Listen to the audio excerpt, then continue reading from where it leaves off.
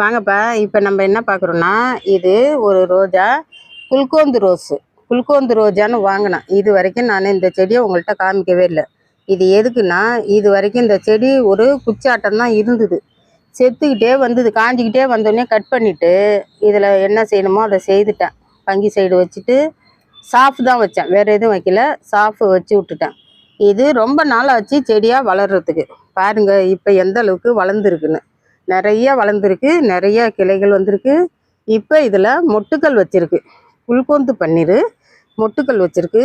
பூக்களை பாரு, வாசனை செம வாசனை, செம வாசனை உள்ள பூ. குல்கோந்து பன்னீர் எப்படி வளர்ந்துருக்குன்னு பாருங்கள், எப்படி மொட்டுக்கள் வச்சுருக்குன்னு பாருங்கள்.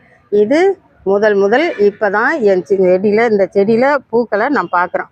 இது எப்படி தான் பூக்குதுன்னு பார்ப்போன்னு காவல் காத்துட்டு இருந்தேன். இப்போ தான் பூத்துருக்கு. பிடிச்சிருந்தா லைக் பண்ணுங்கள், ஷேர் பண்ணுங்கள்.